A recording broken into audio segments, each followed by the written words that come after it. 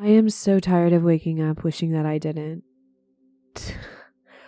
I usually write all of my thoughts down on a Google Doc and then read it straight from here and record it like that and it's probably super obvious that I do that because I have absolutely zero authentic cadence whenever I read anything. Or maybe I sound the same. I'm not for sure. All I know is that I just woke up and I haven't had caffeine yet. And so we're just raw dogging these thoughts together. Okay. It's been so long since I woke up excited or having any anticipation for the day. I mean, just to get it off, whatever. I have like crippling ADHD. So, honestly, this could also be just absolutely nothing. And obviously, given well, yeah, she's already a little bit messed up. Like, checks out. But I literally used to feel that way. I used to wake up and have some sort of excitement for going outside or some sort of excitement. Like, what does this day have in store for me? But recently that is non-existent. And by recently, I mean, it's been like a good year, which is really weird.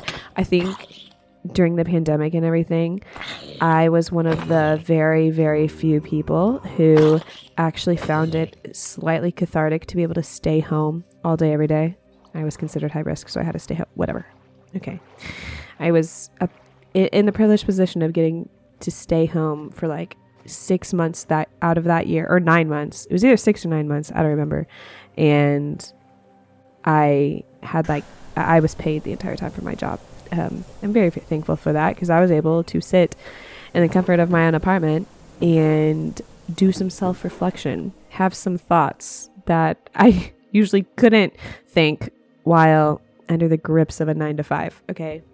Which does sound scary to some people, but nothing's scarier than the thoughts that come from inside me rather than the ones that the outside world inflict on me, like how much I hate capitalism and I hate working and I hate real jobs and everything like that. Yeah, I can talk about that for forever. But I really loved that year and I really loved the year to follow because I was able to do... I don't know what about it I liked, but I was able to face some things that I hadn't been able to, or think some thoughts that I haven't been able to that I really wanted to. But now suddenly I'm thinking thoughts that I haven't been able to that I really don't want to because I don't know why. They're difficult and they're scary at times. I have a lot to unpack that I haven't. Like from my past. And I guess this is getting really deep, but I mean, I guess waking up every day wishing that you didn't is pretty deep in itself. So we started off the deep end. This is how videos with me go. Okay. We just jump right off into the deep end. And if you want to come with me, you can, but it's okay. 'Cause we'll make it out alive hopefully. I write very often. And while a lot of the things that I write and post in my YouTube videos are for me, and it is my diary of sorts. God, I hate that. That's so pretty. Whatever. I don't post things purely because it's like therapeutic for me. Not saying that it's not, but I have a feeling, a small little inkling that someone also might feel the same thing or might have had the same experience as I did in some circumstances, or it just can help someone navigate weird things that they feel too.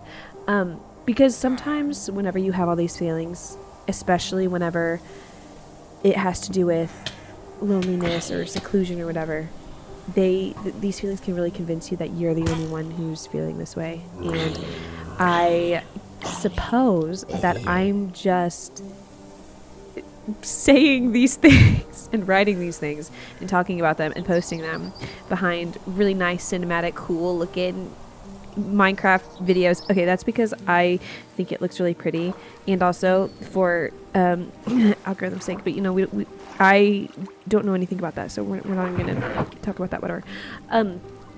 I post all of these and like do all that to alleviate some of that, I guess, fear or confusion that someone might have about these things. Whatever. I think I finished the sentence I was saying. See, this is the problem about not writing it down first. Oh God.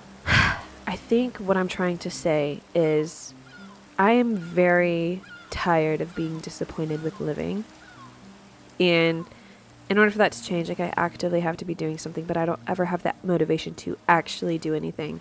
And that's just something that I need to fix. That's something that I need to yank out of myself from within. Nobody can do it for me. And if you're feeling this way, because it is 2023, I bet a lot of us are, okay?